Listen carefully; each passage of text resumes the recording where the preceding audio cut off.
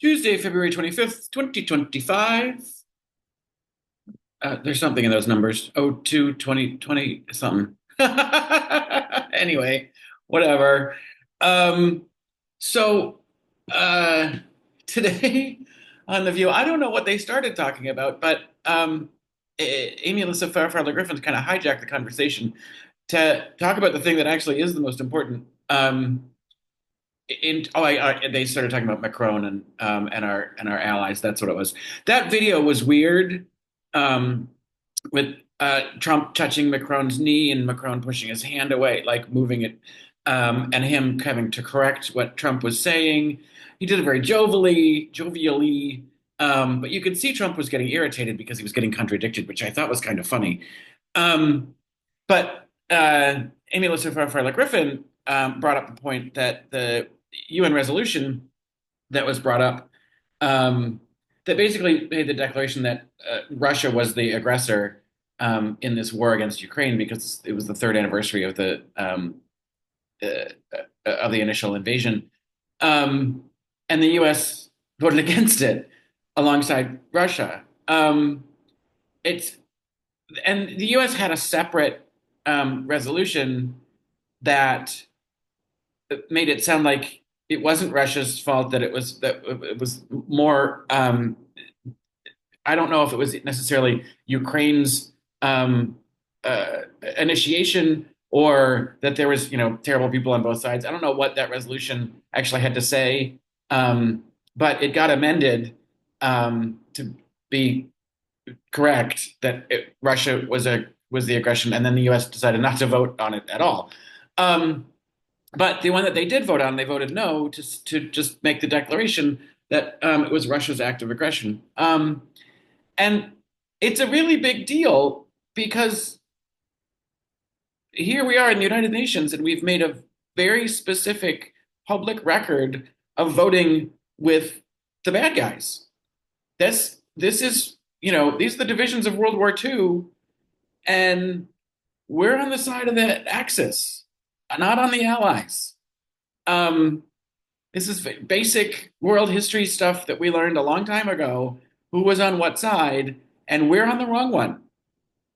We just made a declaration that we are on the wrong side.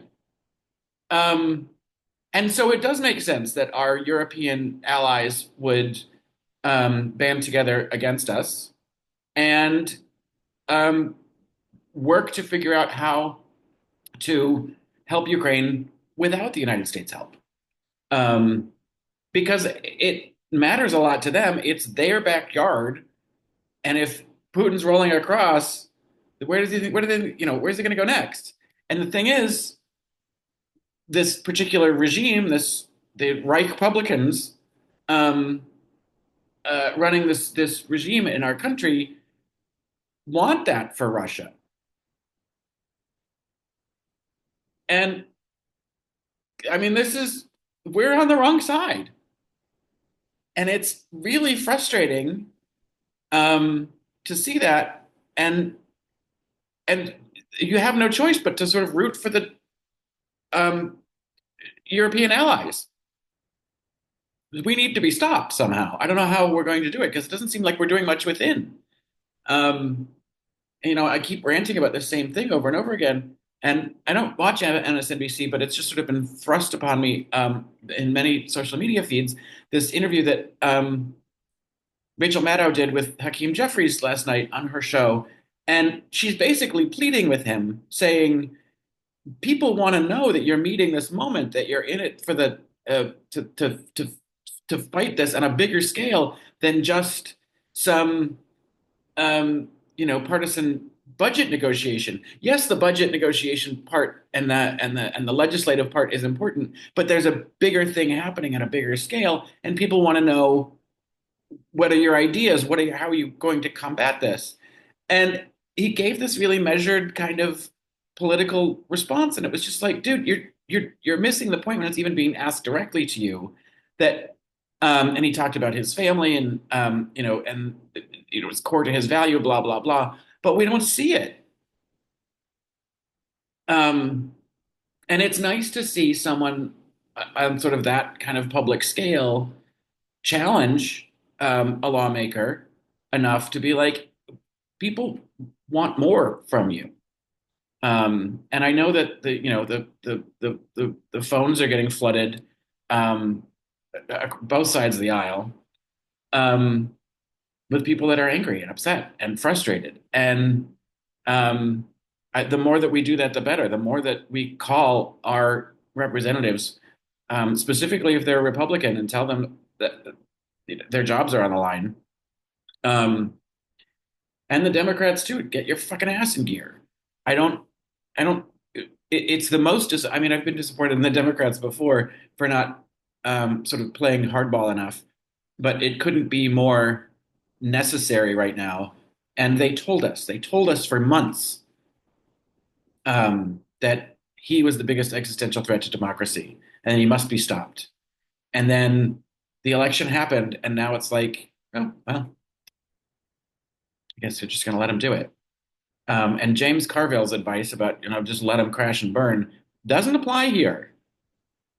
That's costing people lives. So it's frustrating. And I know that there are more people need to be aware of these things that are happening. And I think that there are more like Republican voters that are waking up to it. But the other part of this equation is that we just voted with the bad guys. And there's a whole bunch of people in the United States that are cheering for that. They're cheering for us to be bigots and bullies. And a lot of them just got pardoned out of prison. I don't know why I'm laughing at that. That's not funny. Although the funny part is that so many of them are now getting rearrested for other crimes because they're just not good people. Um, yeah. Anyway, so Tuesday, huh, good times.